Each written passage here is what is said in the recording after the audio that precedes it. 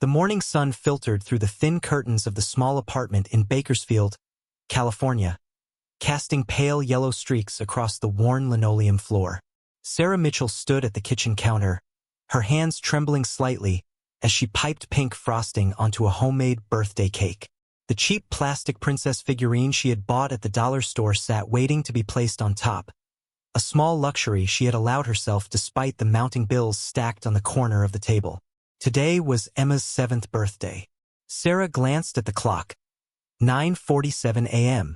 The party was set to start at 2 in the afternoon. She had sent out invitations 3 weeks ago to every child in Emma's 2nd grade class. 23 colorful cards with sparkly unicorns that had taken her an entire evening to fill out. Her daughter had been so excited, helping her address each envelope with careful, looping letters. The apartment was small, barely 600 square feet, but Sarah had done her best to make it festive. Dollar store streamers hung from the ceiling, slightly crooked but cheerful in their bright colors. Balloons clustered in the corners, some already losing their helium and drooping sadly. A stack of paper plates decorated with cartoon characters sat next to plastic cups and napkins. Everything was ready. Emma emerged from the bedroom she shared with her mother, wearing the new dress Sarah had found at the thrift store and carefully altered to fit. It was pale blue with small white flowers, and Emma had fallen in love with it the moment she saw it. Her blonde hair was pulled back in 2 pigtails, and her face glowed with anticipation. "Mom, do you think everyone will come?" she asked, her voice high with excitement. Sarah's heart clenched. She forced a smile, wiping her hands on her apron. "Of course, sweetheart. It's going to be a wonderful party." But even as she said the words, doubt gnawed at her. She had noticed the looks from other parents at school drop-off, the way conversations seemed to quiet when she approached. She drove a 20-year-old Honda with a dented bumper. She wore the same rotation of clothes week after week. She worked double shifts at the diner on Highway 99, coming home exhausted and smelling of grease and coffee. They lived on the edge of a neighborhood where everyone else seemed to have 2-story houses, new SUVs, and family vacations to Disneyland. Sarah and Emma rented their tiny apartment above a laundromat, where the machines rumbled through the night and the smell of detergent seeped through the floorboards. The hours crawled by. Sarah set out the cake, arranged the few presents she could afford on a small table, and checked the clock every few minutes. Emma sat by the window, pressing her face against the glass, watching for cars to pull up. 2 o'clock came, then 2:15, 2:30. Emma's smile began to fade. She looked back at her mother with questioning eyes. "Maybe they're just running late?" Sarah nodded, her throat tight. "I'm sure they are, honey. Traffic, you know." By 3 o'clock, the truth was undeniable. Nobody was coming. Emma sat on the couch, her new dress wrinkled now, tears streaming silently down her cheeks. She didn't sob or wail, which somehow made it worse. She just stared at the untouched cake, at the games Sarah had prepared, at the empty folding chairs arranged in a pathetic semicircle. Sarah felt her own tears building, a familiar burning behind her eyes. She had failed again. She couldn't give her daughter what other children had so easily. Friends, belonging, a normal childhood. Every sacrifice she made, every extra shift she worked, none of it mattered if Emma still felt like this. "I'm sorry, baby," Sarah whispered, kneeling beside her daughter. "I'm so sorry." Emma looked at her with those big, innocent eyes. "It's okay, Mom. Maybe we can just have cake together?" The words broke something inside Sarah. She pulled Emma into her arms, holding her tight, feeling the weight of every struggle, every bill, every judgment from parents who saw them as less than. She wanted to rage, to scream at the unfairness of it all, but instead she just held her daughter and cried. Neither of them heard the rumble at first. Started low, distant, like thunder rolling across the valley. Then it grew louder, a deep, rhythmic roar that shook the windows. Emma lifted her head, confusion replacing sadness. "What's that?" Sarah stood, wiping her eyes, and walked to the window. Her breath caught. Motorcycles, dozens of them, rolling down their quiet street in formation, chrome gleaming in the afternoon sun, engines growling like mechanical beasts. And on every jacket, every vest, The same symbol. The winged death's head skull. Hell's Angels. Sarah's first instinct was fear. She grabbed Emma and pulled her back from the window, her heart hammering against her ribs. Growing up in California, she had heard the stories, seen the news reports. Hell's Angels meant trouble, danger, violence. Why were they here? Had she done something wrong? Was this about the noise complaint from last month when Emma had been playing too loudly? The motorcycles came to a stop directly in front of their building, engines cutting off one by one until an eerie silence settled over the street. Sarah peeked through the curtain, her hands shaking. She counted them. 40 bikers, maybe more, all wearing the distinctive leather vests with patches and pins. Most were men, bearded and tattooed, but she spotted a few women among them too, equally intimidating. Then one of them looked up directly at their window. Sarah jerked back, pressing herself against the wall. Emma, confused and still tear-stained, whispered, "Mom, what's happening? Are they bad people?" Before Sarah could answer, there was a knock at the door. Not aggressive, not threatening, just a simple knock. Then a deep voice called out, "Ma'am? Sarah Mitchell? We're not here to cause trouble. We'd like to talk to you about Emma's birthday." Sarah felt her legs go weak. How did they know Emma's name? How did they know about the birthday? Her mind raced through possibilities, none of them making sense. She looked at her daughter, saw the fear in those innocent eyes, and made a decision. She couldn't hide. Whatever this was, she had to face it. She walked to the door on unsteady legs and opened it a crack, keeping the chain lock engaged. Standing on her doorstep was a massive man, easily 6'4", with a gray beard that reached his chest and arms covered in faded tattoos. But his eyes, surprisingly, were kind, gentle even. "Ma'am, my name is Frank Garrison. I'm the president of the Bakersfield Charter. We heard what happened today, and we'd like to make it right if you'll let us." Sarah's voice came out barely above a whisper. "I don't understand. How did you—" "My granddaughter is in Emma's class," Frank interrupted gently. "Katie Garrison. She came home today talking about how nobody was going to Emma's party because some of the other parents were saying things. Saying you folks didn't fit in, that their kids shouldn't associate with you because you're struggling financially." The words hit Sarah like physical blows. She had suspected, but hearing it confirmed made the humiliation complete. Her face burned with shame. Frank's expression hardened. "My Katie was real upset about it. She wanted to come, wanted to bring Emma a present, but her mother wouldn't let her because of what the other parents were saying. That didn't sit right with me. Didn't sit right with any of us." He gestured behind him, and Sarah saw the other bikers dismounting, and to her shock, many of them were pulling wrapped presents from their saddlebags. Bright, colorful packages, some small, some large, all clearly purchased just for this moment. "We don't take kindly to bullies," Frank continued, "and we don't let kids suffer because adults are being judgmental. So we made some calls, rallied the troops, and here we are. If you'll have us, we'd like to give Emma the birthday party she deserves." Sarah felt tears streaming down her face again, but these were different. She looked back at Emma, who had crept closer and was peeking around her mother's legs, eyes wide with wonder. "Are those presents for me?" Emma asked in a small voice. Frank lowered himself onto one knee, making himself less intimidating. "Every single one, little darlin'. And we brought something else too."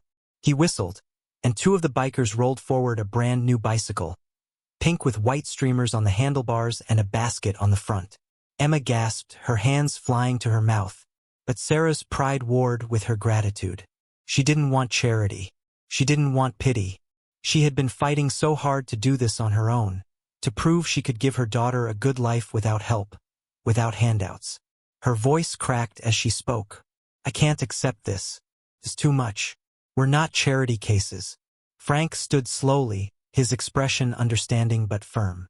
"This isn't charity, ma'am. This is community. This is what people do when they see wrong being done. Those parents judged you for working hard, for doing whatever it takes to raise your daughter right. That tells me everything I need to know about your character. And it tells me everything I need to know about theirs." He paused, letting his words sink in. "Your little girl deserves to feel special on her birthday. She deserves to know that when the world turns its back, there are still people who will show up. Sarah stood frozen in the doorway, her hand still gripping the frame as if it were the only thing keeping her upright. Every instinct told her to refuse, to protect what little pride she had left. But then she looked down at Emma, saw the hope flickering back to life in her daughter's eyes, and something inside her shifted. Maybe strength wasn't always about doing everything alone. Maybe sometimes it was about accepting help when it was offered with genuine kindness. She unlatched the chain and opened the door fully. "Okay," she said quietly, her voice thick with emotion. "Thank you. Thank you so much." Frank's weathered face broke into a wide grin. "All right then. Let's throw this young lady a proper birthday party." What happened next was something Sarah would remember for the rest of her life. The 40 bikers didn't just drop off presents and leave. They stayed. They transformed that tiny apartment and the street below into something magical. Within minutes, several of the bikers were stringing up professional-looking decorations they had brought, far better than Sarah's dollar store streamers. Someone produced a portable speaker system and started playing music, cheerful pop songs that Emma loved. Others began setting up tables on the sidewalk below, covering them with checkered tablecloths. A woman with purple streaks in her gray hair introduced herself as Linda and presented an enormous ice cream cake from Cold Stone Creamery. "We figured you'd have the birthday cake covered, but every party needs ice cream, right?" Another biker, a younger man with kind eyes and sleeve tattoos, brought out bags of chips, sodas, and hot dogs. His name was Marcus, and he set up a small grill on the sidewalk with practiced efficiency. Within 20 minutes, the smell of grilling food filled the air. Emma was in heaven. She moved from biker to biker, shyly thanking each one, her earlier tears completely forgotten. They treated her like royalty, calling her the birthday princess, asking about her favorite colors, her favorite subjects in school, what she wanted to be when she grew up. A veterinarian, Emma told them seriously. "I want to help animals." "That's a fine dream," Frank said, crouching down to her level again. "My brother's a vet up in Sacramento. You keep working hard in school and you'll get there." Sarah watched from the doorway, overwhelmed. Neighbors began emerging from their homes, curious about the commotion. Some looked wary at first, but the atmosphere was so clearly joyful that even they couldn't help but smile. A few children from down the street, kids who had never played with Emma before, wandered over and were immediately welcomed into the celebration. One of the bikers, a man named Jimmy with a Santa Claus beard, pulled out a guitar and started leading sing-alongs. Emma sat on the steps, surrounded by these tough-looking strangers who had shown her more kindness in an hour than her classmates' parents had shown in 2 years, and she sang along with pure, uninhibited joy.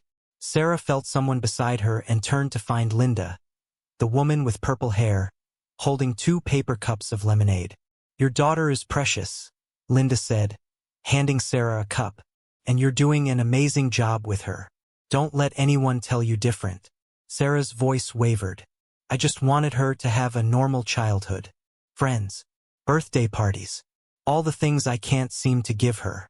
Linda shook her head firmly. "Normal is overrated. You're teaching her something more important than fitting in. You're teaching her resilience, hard work, and dignity. Those kids whose parents didn't let them come, they're learning prejudice and judgment. Your Emma is learning what real character looks like." The words settled into Sarah's chest, warm and healing. If you're watching this and feeling moved by what these bikers did, take a moment to subscribe to the channel. Sometimes the most unexpected people show us what true kindness looks like, and Emma's story is just getting started. The transformation that's about to happen will restore your faith in humanity. As the afternoon wore on, the party grew. More bikers arrived, having heard about the gathering through their network. They brought additional food, more presents, and an infectious energy that turned the quiet street into a block party. Someone set up a bounce house they had borrowed from a friend. Another brought a face painting kit. Emma got her face painted like a butterfly, rode her new bike up and down the sidewalk with bikers jogging alongside to make sure she didn't fall, and opened presents with squeals of delight. Books, art supplies, a stuffed unicorn almost as big as she was, gift cards to local stores, and even a savings bond that Frank explained would help with college someday. But the greatest gift wasn't wrapped in paper. It was the gift of being seen, of matching, of knowing that kindness still existed in unexpected places. As the sun began to set, casting golden light over the celebration, Sarah realized something profound. This was the best birthday Emma would ever have. Not because of the presents or the cake or the entertainment, but because 40 strangers had shown up when it mattered most. The party continued into the evening, and something shifted in Sarah. For the first time in years, she felt the crushing weight of isolation begin to lift. She found herself laughing, genuinely laughing, as Marcus told stories about his own daughter's disastrous 5th birthday party where the clown had shown up drunk. She swapped recipes with Linda, who promised to teach her how to make her famous pulled pork. She even sat on the back of Frank's motorcycle while Emma giggled and took pictures with a disposable camera one of the bikers had given her. As the sky darkened and the streetlights flickered on, Frank gathered everyone around. He raised his cup of soda and called for attention. "I want to make a toast," he announced, his deep voice carrying across the crowd. "To Emma, who deserves every bit of happiness this world can offer. And to her mama, Sarah, who's shown more strength and grace than most people could manage. You're not alone anymore. You've got family now, whether you knew you needed one or not." The bikers erupted in cheers, raising their cups. Sarah felt Emma squeeze her hand tight, and when she looked down, her daughter was beaming up at her with pure adoration. But Frank wasn't finished. He pulled Sarah aside as the party continued around them, his expression turning serious. "I need to tell you something," he said quietly. "Katie, my granddaughter, she's been getting bullied at school too. Not as bad as what happened to Emma, but it's been happening. Her mom, my daughter-in-law, she's been trying to fix it by making Katie fit in, by having her dress a certain way, act a certain way. It's breaking that little girl's spirit." Sarah listened, confused about where this was going. "Today showed me something," Frank continued. "It showed Katie that standing up for what's right matters more than fitting in. She called me an hour ago, crying, saying she was proud that her grandpa came to Emma's party. She asked if Emma could be her friend for real this time." Sarah felt her eyes well up again. "Of course. Emma would love that. There's more," Frank said. "A bunch of us have been talking. We do charity work throughout the year, toy drives, food banks, that sort of thing. But we want to do something more personal. We want to set up a fund for Emma, for her education, for whatever she needs. And we want to make sure you're not drowning in bills while trying to raise her right." Sarah shook her head immediately. "Frank, I can't accept money. That's too much. Today was already more than I could ever repay." Frank's expression grew firm, the same look he probably used when dealing with club business. "Listen to me, Sarah. Pride is important. I respect that. But there's a difference between pride and stubbornness. You work 2 jobs. You're exhausted. You're 1 car breakdown away from losing everything. Let us help build a safety net. Not a handout, a hand up. You keep working. Keep being the amazing mother you are. But know that if something happens, Emma will be okay." The words hit her hard because they were true. She was 1 emergency away from disaster. 1 illness, 1 accident, 1 unexpected expense, and everything would collapse. "What would I have to do?"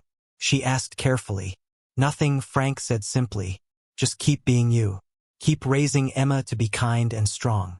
And maybe, when you can, pay it forward. Help someone else who needs it." Sarah looked across the street where Emma was being taught a card game by 3 bikers who were carefully explaining the rules. Her daughter was laughing, truly laughing, in a way Sarah hadn't heard in months. She thought about all the times she had been told she wasn't enough. Not educated enough, not wealthy enough, not connected enough. She thought about the parents who had judged her, who had taught their children to exclude Emma because of their own prejudices. And she thought about these bikers, these men and women society often feared and misunderstood, who had shown more compassion in 1 afternoon than her own community had shown in 2 years. "Okay," she said finally. "Okay. But I want to volunteer. Whatever charity work you do, I want to help. I want Emma to see that when people help you, you help others." Frank's face broke into another wide grin. "Deal. We do a Thanksgiving dinner at the community center every year. could use someone who knows their way around a kitchen. As they shook hands, Sarah felt something she hadn't felt in years. Hope. Real, tangible hope that life could be different, that they could be part of something bigger than just survival. The party wound down around 9 o'clock. Bikers started their engines, the rumble filling the night air once more. But this time, the sound didn't frighten Sarah. It sounded like protection, like family, like belonging. The weeks following Emma's birthday party brought changes that Sarah could never have anticipated. The story of what the Hells Angels had done spread through Bakersfield like wildfire. A local news station picked it up, running a human interest segment that went viral online. Suddenly, Sarah's phone was ringing with interview requests, messages of support, and even job offers. But more importantly, things changed at Emma's school. The Monday after the party, Sarah walked Emma to her classroom as usual, bracing herself for the familiar cold shoulders and whispered comments. Instead, she was met with something entirely different. Katie Garrison ran up to Emma in the hallway, throwing her arms around her new friend with genuine excitement. Behind her, several other children followed, suddenly eager to be part of Emma's circle. The parents were harder to read. Some looked embarrassed, avoiding Sarah's eyes. Others approached with awkward apologies, claiming they hadn't realized their children weren't attending, blaming miscommunication and lost invitations. Sarah accepted their words with quiet grace, though she knew the truth. They hadn't changed because they felt guilty. They had changed because the story had made them look bad. But Sarah didn't care about their reasons anymore. She cared that Emma now had friends, real friends, who invited her to playdates and included her at recess. One parent, however, approached with genuine remorse. Her name was Jennifer Cole, mother of a boy named Tyler who was in Emma's class. She waited until the other parents had left before speaking. "I owe you an apology," Jennifer said, her voice shaking slightly. "I was one of the ones who discouraged Tyler from going to Emma's party. I told myself it was because we had other plans, but the truth is I judged you. I judged you for your car, for your apartment, for working at the diner. And I taught my son to do the same thing." Sarah waited, saying nothing. "What those bikers did, it made me take a hard look at myself," Jennifer continued. "I've been so focused on status, on appearances, on making sure Tyler fits in with the right crowd. But the right crowd wouldn't have left a 7-year-old girl crying on her birthday. I'm ashamed, and I'm sorry." Sarah saw genuine tears in the woman's eyes. She thought about holding on to anger, about making Jennifer suffer the way she had suffered. But she thought about what Frank had said, about paying kindness forward. "Thank you for saying that," Sarah replied quietly. "Emma would love to have Tyler over sometime if he wants to come." Jennifer nodded gratefully, wiping her eyes. "I'd like that. And Sarah, if you ever need anything, a ride, someone to watch Emma, anything at all, please ask." The relationship with the Hells Angels deepened as well. True to her word, Sarah began volunteering with their charity efforts. She worked alongside Linda and several other members' wives and girlfriends, preparing meals for the homeless, organizing donation drives, and helping with their annual toy collection for underprivileged children. Emma came along to many of these events, and Sarah watched her daughter blossom. Emma learned that family wasn't just about blood. It was about who showed up, who cared, who made you feel like you mattered. The fund Frank had mentioned grew beyond anything Sarah had imagined. Local businesses, touched by the story, contributed. Anonymous donors sent checks. By the end of the first month, there was enough money to cover Emma's college education completely, with additional funds set aside for emergencies. Sarah's financial situation improved in other ways too. The diner where she worked, seeing the positive publicity, gave her a raise and promoted her to shift manager. It wasn't a fortune, but it meant she could drop down to one job instead of two. For the first time in years, she had time to actually be present with Emma, to help with homework without falling asleep, to read bedtime stories without rushing. One Saturday afternoon in late autumn, Frank invited Sarah and Emma to the clubhouse for a gathering. It was Emma's first time seeing where the bikers actually met, and her eyes went wide at the spacious building decorated with motorcycle memorabilia and photographs of rides and charity events spanning decades. There was a presentation prepared. Frank stood before the assembled group, with Sarah and Emma beside him, and he told their story. He talked about prejudice, about kindness, about the importance of protecting those who couldn't protect themselves. Then he presented Sarah with something unexpected. An honorary patch, a special designation that marked her and Emma as under the club's protection. It wasn't membership, but it was recognition. It was family. "Sarah, you've shown us something too," Frank said, his voice carrying through the room. "You've shown us that strength isn't about never falling down. It's about getting back up, about accepting help when it's offered, and about turning pain into purpose. You and Emma are part of this family now, and we protect our own." The room erupted in applause. Emma hugged Frank tight, and Sarah felt a sense of belonging she had never experienced before. 3 years later, the morning sun painted golden streaks across a very different scene. Sarah stood in the kitchen of a small but comfortable house on the outskirts of Bakersfield, pouring coffee into 2 mugs. The kitchen was modest but hers, truly hers, with a mortgage she could afford thanks to the financial stability she had worked so hard to build. Emma, now 10 years old, sat at the kitchen table working on a science project about animal biology. Her confidence had grown tremendously. She was no longer the shy, withdrawn child who had cried at an empty birthday party. She was bold, compassionate, and fiercely loyal to those she loved. "Mom, don't forget we're going to the shelter today," Emma called out. "I promised Linda I'd help with the new puppies." Sarah smiled. "How could I forget? You've talked about nothing else all week." Emma had discovered her passion for animals was more than just a childhood dream. She volunteered regularly at the animal shelter where several of the Hells Angels members also donated their time. She was already talking about veterinary school, about opening her own practice someday, about helping animals that nobody else wanted. The doorbell rang, and Emma jumped up to answer it. Katie Garrison stood on the porch, overnight bag in hand, grinning widely.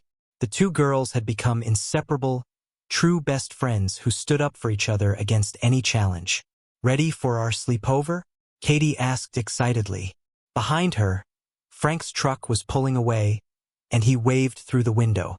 Sarah waved back, grateful as always for the friendship that had changed everything. The house filled with the sounds of girlish laughter as Emma and Katie disappeared into Emma's bedroom, already deep in conversation about their plans for the evening. Sarah took a moment to look around her home, at the photographs covering the walls. Emma's birthday party 3 years ago, surrounded by bikers. Sarah receiving her GED certificate, something she had finally had time to pursue. Emma and Katie at the science fair where they had won 2nd place. The whole family, as they now called the extended Hells Angels community, at last Thanksgiving's charity dinner where they had served over 300 meals. Her phone buzzed with a text from Jennifer Cole, asking if she needed anything from the store for tonight. Jennifer had become a genuine friend, one of several parents who had moved beyond their initial prejudice to build real relationships. Some never came around, still uncomfortable with Sarah's association with the motorcycle club, but Sarah no longer needed their approval. That evening, after the girls had eaten pizza and were watching a movie in the living room, Sarah sat on her small back porch with a cup of tea. Marcus stopped by, as he often did on his weekend rides, to check in and share stories about his own daughter who was now in high school. "You did good, Sarah," Marcus said, gesturing toward the house where Emma's laughter could be heard. "Look at her. Happy, confident, kind. That's all you." Sarah shook her head. "That's all of us. I couldn't have done this alone." "Maybe not," Marcus agreed. "But you had the courage to accept help. A lot of people can't do that. And look what you've built with it." He was right. Sarah had taken that help and multiplied it. She now coordinated the club's charity efforts, using her organizational skills and her own experience with struggle to identify families who needed assistance. She had helped 3 other single mothers get back on their feet in the past year alone, connecting them with resources, providing encouragement, and showing them the same kindness she had been shown. The fund that had been started for Emma had grown so large that Frank had helped Sarah establish it as an official nonprofit scholarship fund for children of single parents in Kern County. Emma's education fund had already sent 2 kids to community college and had enough to support dozens more in the years to come. As Sarah sat there, watching the sunset paint the sky in shades of orange and purple, she thought about that terrible day 3 years ago. The day nobody came to her daughter's birthday party. The day she had felt like the worst mother in the world, unable to give her child even the simple joy of friends and celebration. She thought about how 40 strangers on motorcycles had changed everything, not just with presents and a party, but with the message that kindness still existed, that community still mattered, that people could surprise you in the most beautiful ways. Emma appeared in the doorway, Katie beside her. "Mom, can we make popcorn?" Sarah smiled, standing up. "Of course, baby. Let's go." As they walked inside together, Emma paused and hugged her mother tight. "I love you, Mom. Thanks for everything." Sarah held her daughter close, breathing in the moment. "I love you too, sweetheart. Always."